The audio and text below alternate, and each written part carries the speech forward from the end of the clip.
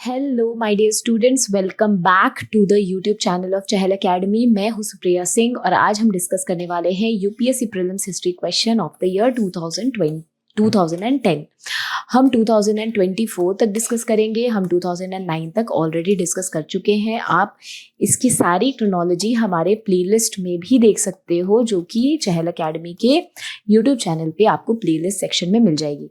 तो चलिए हम आज का सवाल, before starting with the questions मैं आपको एक डिस्क्लेमर दे दूं कि आज हम बहुत सारे इन्फॉर्मेशन ऐसे लेंगे जो कि इसमें मेंशन नहीं भी होगा। तो प्लीज आप अपने कहीं भी कॉर्नर ऑफ अ नोटबुक आप कहीं पे इन सारे इन्फॉर्मेशन को नोट जरूर कर लेना। चलो starting with the first question. There are only 2 known examples of cave paintings of Gupta period in ancient India. अब गुप्ता पीरियड कब था भाई? तो आपको पता है कि 4th century AD to 6th century AD था गुप्ता पीरियड। तो कह रहा है कि there are only 2 known examples of cave paintings of Gupta period in ancient India. One of these is paintings of Ajanta caves. ठीक है, where is the other surviving example of Gupta painting? तो इसका ऑप्शन पहला बताओ। Ajanta caves are situated on the bank of Waghora river in the state of Maharashtra, Aurangabad district में। ठीक है, and these are कौन? Buddhist caves. और Ellora caves are what? Jain, Buddhist plus Hindus, right? Hinduism इनका केव है। लेकिन एलोरा केव जो है वो लोग सोचते हैं कि अजंता एलोरा एक साथ बना था, तो नहीं, एलोरा केव्स बाद में बना है। ये बना है आपके राष्ट्रकूट के टाइम पे। ठीक है, टू यादवास के टाइम पे ये गया है। इसका मतलब ये 5th century AD to 11th century AD mainly इसका टाइम पीरियड है। ठीक है, राष्ट्रकूट के एक राजा भी जो हमने पीवाईक्यू में डिस्कस किया था, कौन थे वो? Krishna. Kailash Nath temple at Ellora was made by whom? Krishna, right? तो आप इसको ध्यान रखना। नाउ सीइंग बाघ केव जो है ये 4th to 6th century AD के टाइम पे बना था। और ये जो है ये किनका है? This is the surviving example of what? Gupta period caves. और Bagh caves are specifically dedicated to what? Buddhism. ठीक है, इनके जो बुद्धा के जो भी हमें पेंटिंग्स या फिर जिस तरह के हमें आर्किटेक्चर स्ट्रक्चर मिलता है, that is more or less similar to the Ajanta caves. Lomas Rishi cave ये तो कहा मौर्यास के टाइम का केव है। ये 3rd सेंचुरी बीसी के टाइम का केव है। और लोमस ऋषि केव जो है जहानाबाद डिस्ट्रिक्ट में है, बिहार में, डेडिकेटेड टू द आजीविका सेक्ट। आजीविका सेक्ट को किसने डेडिकेट किया था? ये केव अशोक ने डेडिकेट किया था। तो बेसिकली बराबर की जो गुफाएं हैं जहानाबाद में, उसी में से एक केव है लोमस ऋषि केव। नासिक केव जो है वो 3rd सेंचुरी बीसी के टाइम का केव है। ये भी बुद्धिस्ट केव है। ठीक है, ये भी काफी पहले का केव है अजंता पीरियड के। So answer would be a Bagh caves. Now coming on to the next question, which was the immediate reason for Ahmad Shah Abdali to invade India and fight the 3rd battle of Panipat?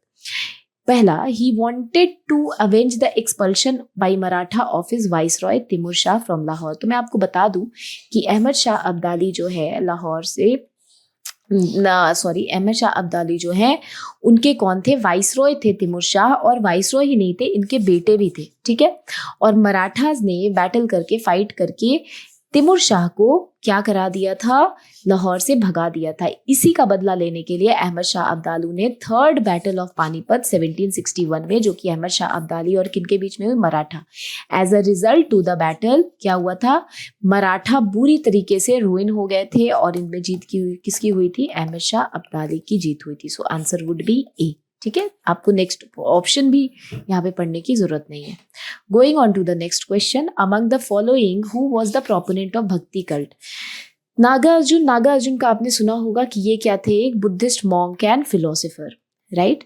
और इन्होंने कौन सा एक फिलोसफी दिया था? शून्यवाद का फिलोसफी दिया था, जिसको कि माध्यमिका इसको माध्यमिका वर्ग भी कहते हैं। अगर हम बात करें इसके बारे में तो इसको एक तरीके से बहुत ही ज़्यादा इम्पॉर्टेंट मानते हैं हम लोग, क्योंकि इसमें हमें पता है कि नागार्जुन जो थे वो बुद्धिस्ट मॉन्क थे और इन्होंने बहुत सारी चीज़ें करी थी। इनका जो शून्यवाद फिलॉसफी है वो बहुत ज़्यादा फेमस हुआ था और माध्यमिक जो डॉक्ट्राइन है वो बहुत फेमस हुआ था। और ये 150 BC टू 250 AD के टाइम पे एग्जिस्ट करते थे, ठीक है। ही वॉज अ बुद्धिस्ट फिलोसोफर।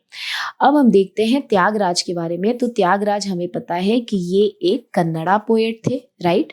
हमने अपने PYQ में भी डिस्कस किया है।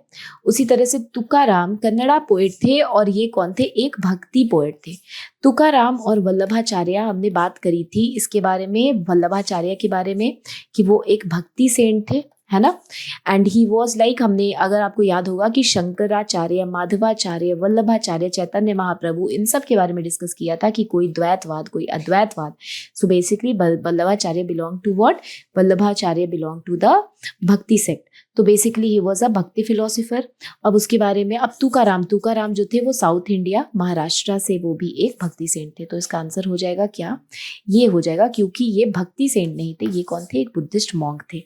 शून्यवाद फिलोसफी इनकी याद रखना, डॉक्ट्राइन या फिर मध्यमिका, ठीक है। Now going on to the next question.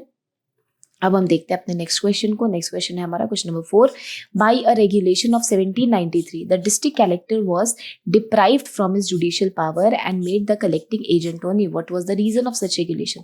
1793 आपको पता होगा कि लॉर्ड कॉर्नवालिस जो कि गवर्नर जनरल इंडिया के थे, उनका टाइम पीरियड था 1785 टू 1793, ठीक है।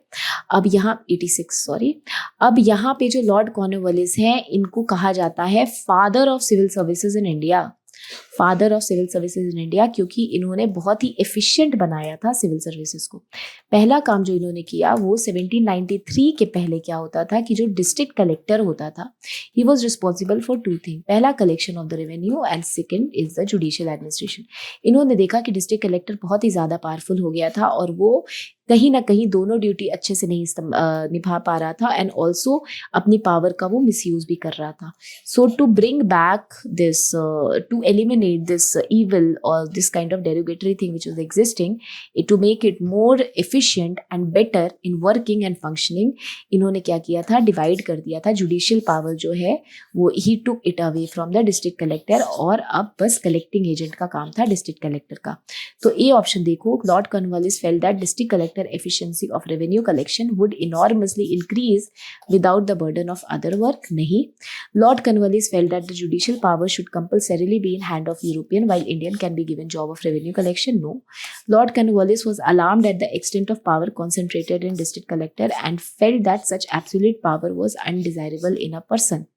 बिल्कुल सही बात है, इन्हीं का इनको प्रॉब्लम था जो मैंने अभी आपको एक्सप्लेन किया।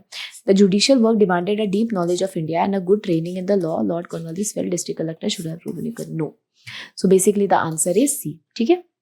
Question number 5, who among the following governor general created the Covenanted Civil Services of India, which later became to be known as Indian Civil Services ICS। तो covenanted का मतलब होता है क्या, covenanted का अगर हम मतलब की बात करें तो it is like very very formal, बहुत ही बढ़िया एफिशिएंट फॉर्मल। अब मैंने आपको क्या बताया, फादर किसको कहते हैं इंडियन सिविल सर्विसेज का, लॉर्ड कॉर्नवालिस को। इनका टाइम पीरियड क्या था, 1786 to 93। So basically answer would be C, ठीक है। अभी हम लोग ऑलरेडी ये 4 और 5 क्वेश्चन देखो कैसे एक दूसरे से कनेक्टेड है, 4 नंबर ऐसे ही मिल गए, ठीक है। चलो अब चलते question number 6। 4 resolutions were passed at the famous Calcutta session of INC in 1906. The question of either retention or rejection of these 4 resolutions became the cause of split in Congress. Congress कब 1906-7 में सूरत split हुआ था, 1907 में under moderates and extremist, 2 division हो गया था। यही reason था। कौन सा रेजोल्यूशन, इसमें 4 रेजोल्यूशन में नहीं था। वेरी वेरी इजी है ना, क्या था वो। अब आप पहले बताओ कि आईएनसी का कोलकाता सेशन के प्रेसिडेंट कौन थे। तो आईएनसी का 1906 में जो रेजोल्यूशंस पास हुआ था ये चारों, इस टाइम पे प्रेसिडेंट थे कौन, दादा भाई नारोजी। इसको याद रखना, ये प्री में आ सकता है, ठीक है। Annulment of partition of Bengal, नहीं भैया वो तो 1911 के बाद हुआ है, यानी ये गलत है। बॉयकॉट नेशनल एजुकेशन स्वदेशी, बिल्कुल सही बात है। ये 4, इसके साथ एक और रेजोल्यूशन हुआ था, स्वदेशी, बाइकॉट, नेशनल एजुकेशन और Swaraj which is self government, star mark, ठीक है। स्वराज जो एक्सट्रीमिस्ट कहते भी थे शुरू से ही। तो बेसिकली ये 4 रेजोल्यूशन पास हुआ था कलकत्ता सेशन ऑफ आईएनसी में, जिसमें दादा भाई नारोजी वाज द प्रेसिडेंट 1906 में।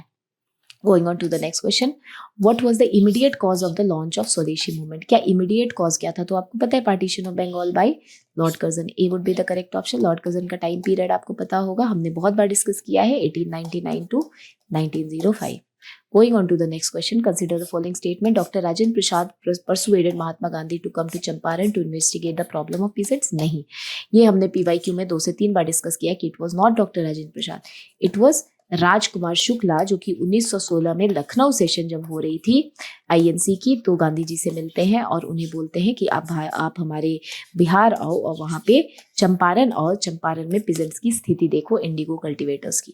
तो ए हो गया गलत। और लेकिन राजेंद्र प्रसाद वो थे जिन्होंने अकम्पनी किया था बिहार में किनको, गांधी जी को। ठीक है, ये भी PYQ आ चुका है, तो ए तो इनकरेक्ट हो जाएगा। JB Kripalani was one of the Mahatma Gandhi colleague of his Champaran investigation, absolutely true. तो इसका क्या आ जाएगा आपको, JB कृपलानी और राजेंद्र प्रसाद का हमेशा नाम आता है कि वो उनके कलीग्स थे, so B would be the correct option here. ठीक है, स्टेटमेंट 2। अब चलो question number 9, with reference to the Simon Commission recommendation which one of the following statement is correct. का साइमन कमीशन कब आई थी इंडिया में, 1927 में गठन हुआ था इसका।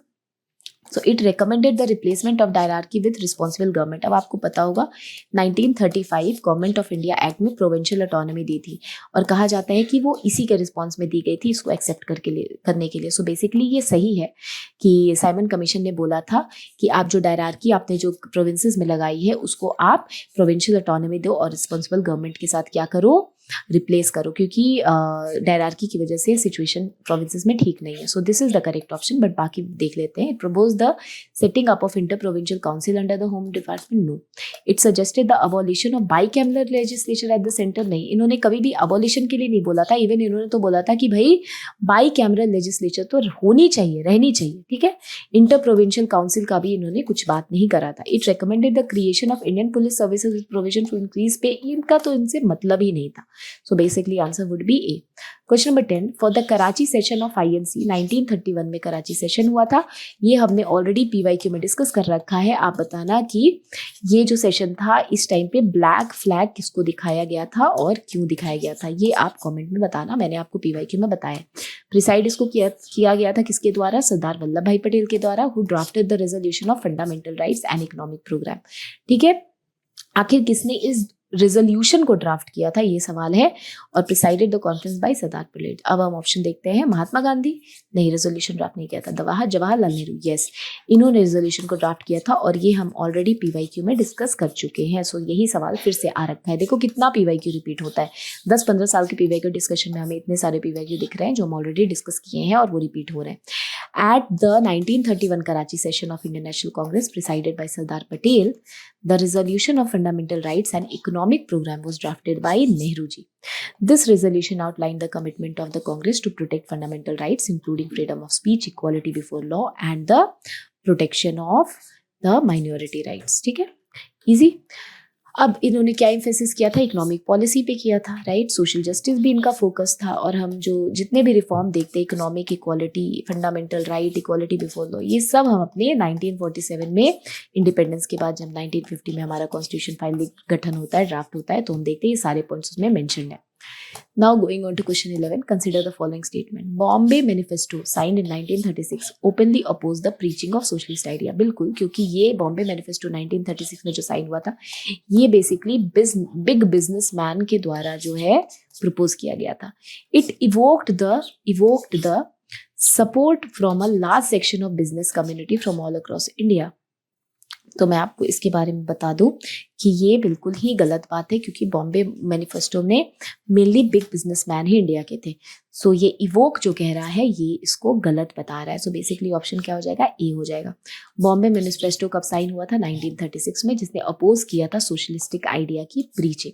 Opposing the socialistic idea advocate किया था जवाहरलाल नेहरू द्वारा लखनऊ सेशन में। It evoke the support from large section of business community, तो ये इनकरेक्ट है। Support for Bombay manifesto was primarily from business community of Bombay, not from all across India. तो all across India की जो बात की जा रही है वो बिल्कुल ही गलत है। बॉम्बे मैनिफेस्टो जो है वो बॉम्बे के बिजनेसमैन के द्वारा की गई है। ठीक है, so this is the incorrect option. Now, question number 12. After the Quit India movement, C. Rajgopalachari issued a pamphlet entitled The Way Out. Way Out का मतलब क्या होता है भाई? Way Out का मतलब होता है solution. तो Quit India movement जब 1942 में आ गया था, उसके बाद एक solution सी राजगोपालाचारी लेकर के आते हैं और उन्होंने क्या प्रपोज किया था पैम्पलेट में, उन्होंने वे आउट में यही चीज़ बोला था, कुछ कुछ चीज़ें जो है वो उन्होंने बोली थी। उन्होंने पहला बोला था कि कांग्रेस को मुस्लिम लीग का जो डिमांड है कि इनको सेपरेट स्टेट चाहिए, इसको एक्सेप्ट कर लेना चाहिए, पहला पॉइंट। और सेकंड उन्होंने बोला था कि ठीक है, सेपरेट स्टेट का डिमांड मुस्लिम लीग को, कांग्रेस को एक्सेप्ट कर लेना चाहिए। एट द सेम टाइम जो भी मुस्लिम मेजॉरिटी प्रोविंस है उसमें प्लेबिसाइड करा दो और उनसे पूछ लो कि भैया उन्हें इंडियन के साथ रहना है, इंडिया के साथ या फिर पाकिस्तान के साथ। ऑल्दो इसको एक्सेप्ट नहीं किया गया था बट इसमें बोला यही गया था। तो अब आप ऑप्शंस देख लो। अब आप देखोगे the establishment of war advisory council composed of representative of the British India and Indian state, नहीं। Reconstitution of central executive council in such a way that all its member except the governor general and commander in chief should be Indian leaders, नहीं। Fresh elections to the central and provincial legislature to be held at the end of 1945 and the constitution making body should B convened as soon as possible, नहीं। A solution for constitutional deadlock, yes, जो deadlock वाली situation आ गई थी मुस्लिम league और किसके बीच में, और आईएनसी के बीच में, इसको खत्म करने का सोल्यूशन था कि ठीक है भैया इनको सेपरेट स्टेट दे दो, सेपरेट नेशन दे दो, लेकिन मुस्लिम मेजॉरिटी प्रोविंस में क्या करो, प्लेबिसाइड करो कि वो किसके साथ रहना चाहते हैं। So D would be the correct option. अब चलो, अब question number 13, who among the following were official Congress negotiators with Cripps mission.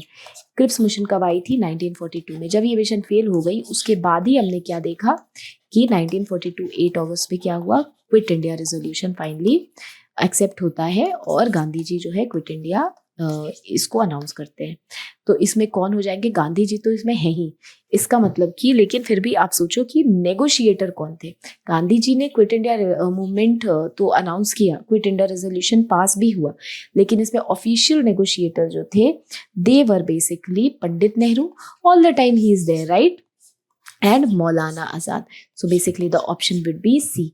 Gandhi ji ने क्विट इंडिया मूवमेंट अनाउंस किया था, बट इसको प्लीज आप मानना मत कि इन्होंने, they were the official negotiators, they were not the official negotiators, they were working from outside, ठीक है। अब देखो, अब आ जाओ सी। और गांधी जी तो वैसे भी कांग्रेस के पार्ट भी नहीं थे आईएनसी के, राइट। अब चलो, अब नेक्स्ट क्वेश्चन देखो।